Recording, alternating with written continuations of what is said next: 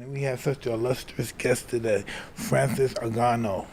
Talk to us, champ. The new UFC heavyweight champion of the entire world. What's that, 7 billion people? What's the world's population? 7, 8 billion people? 7 to 8 billion people you could beat in a fair fight. The children, the babies, the girls. Baddest man on the planet. Yeah. Straight up baddest man on the planet. Wow. What a pleasure to be introduced by the big Mike himself, you know. You surely deserve it. You see surely that? deserve it, champ. Well, This is no time to be humble right now, champ. You be the great champion. Thank you. Tell us about Big Mike. tell us about the feeling of capturing the championship. Oh man, he's awesome. I remember being there at that moment. I can't explain how it. I mean, you might know it, but I don't know how to explain that feeling. Did you see your hometown go bizarre? Did they show your hometown back home?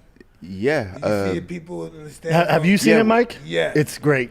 I have even a better video Yeah. because like we have people there. They were filming, and when you see that, you just go crazy. They were Like, going. They lost their mind. Nuts. Oh yeah, because You beat a great fighter. You didn't beat a tomato can or a bum. You beat a great fighter. You know he's great. He beat you before. To even call him great is almost an understatement. I mean, some think, Stipe is greatest of all time. Yeah. Like, there's argument for that as well. Yeah. You he's didn't tough beat- though. You He's didn't not beat great no for nothing. bum. He's That great, guy's man. tough. Yeah. As tough as they come. Because think about it, your first fight, like, most of those shots you landed would put anybody out. Yeah. Yeah. And he stuck with it. Even the first round for this fight, Yes. like he was eating them and just walk like nothing. I knew he was in trouble when he attempted that takedown and you sprawled and brawled and then got his back and seatbelt and started punching. I went, oh, it's about to be a long night for Stipe. France learned how to wrestle. Yeah, I was ready. I'm like, what happened in 2018 can't happen anymore. Like, I have to be ready for this, and I was ready. That had to happen for this to happen. Correct.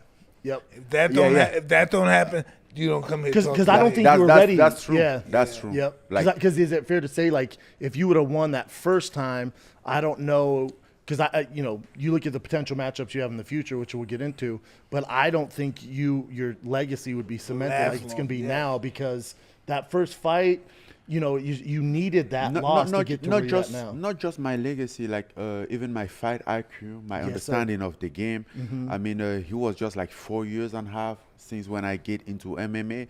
So I had a lot of doubts, like unanswered question that I remember being there, was like asking myself a lot of questions. Yeah. And I get there. Just after that fight, right there, I understood that I needed this.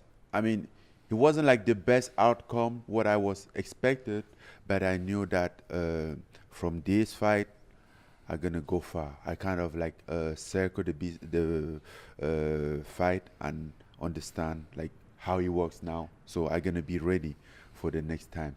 And to be honest, I think like if it wasn't about that fight, as you said, I wouldn't be here now, because even if I would have win that fight later on, down the road, I would have fall, because there was a lot of. I'm so happy you noticed that. Most fighters don't understand that. No, I understood that like right away. Like I'm like, okay, it's sad that I lost, but at the meantime, there's a lot of good thing in this. Like I didn't have that experience. I have a lot of holes in my game that I need to fill up, and that allowed me to really understand what was that. And now I'm like, okay, from here, I gained that experience. I have all the answer for the question that I had, and moving on, I'm gonna know what I'm putting myself into, and that's why, like, walking into this fight, I knew, like, what could possibly happen, what could be the worst thing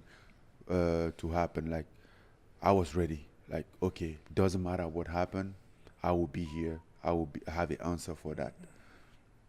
And you're also calm, cool, and collected. Like in previous fights, it always worked, because I think your longest fight previous to this, like a minute 12 or minute 11. So you're starching dudes.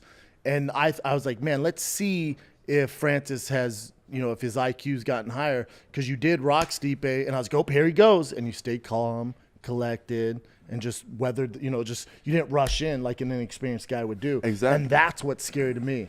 Exactly. That's And terrifying. and that's what I'm talking about, like gaining experience from the last fight. Yes, sir. Because when you look the last fight, that's exactly what I did. Like after I punch, I was just walking through him, like, Yep.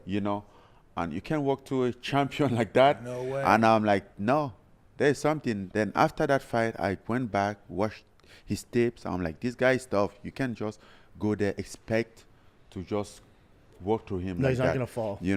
And for this time, everything was just about to be calm, like collect, stay composed, take your time. Like you have 25 minutes. Yes, sir. You have to manage that. If you go crazy, you're gonna lose your gas tank in like maybe one round. And that's what Stipe wants. What about the other 5 rounds? Yeah. If you get there. So I'm like, okay, we have to spend like equally, stay in the same gas, in the same level. Yes, you sir. know, and see how it plays out. And yeah, And what's your wrestling coach's name? I train at Extreme, and sometimes Eric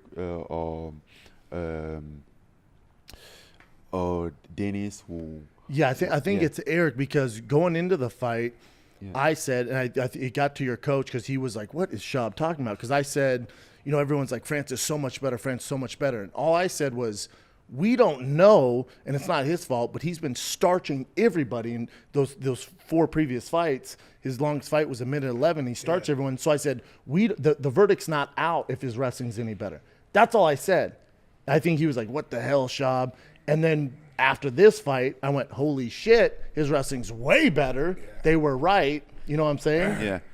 And walking to this fight, I know that there might be some trap for Stipe, because like if he might watched my fight against Jairzinho and see the way that I rushed into that fight. Yes. And he was expecting me to do the same thing here. I'm like, this guy hasn't changed. He's gonna do the same thing. Correct. So he was there like waiting for me. Yeah. I'm like, come on. But then that's what he did. That's why, right? He landed a decent shot, and then he was like, "Oh shit, I got him." Then he rushed in, and then that's where he clipped him with that left hook. Yeah, because even when he landed that right hand, what went in my mind was like, damn, you're doing something wrong.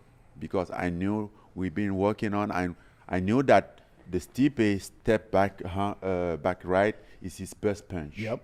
And that's what he caught Verdun with the first time. Correct, to that's how he become got his a belt. title. Yep. Yeah, that's how he get his belt. So when I get that right hand on my face, I'm like, damn, you did something wrong.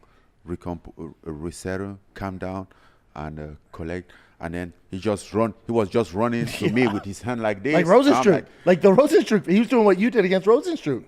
He was like rushing in. He was just like, then I'm like, where are you going? Fighting is interesting. Yeah, man. Yeah.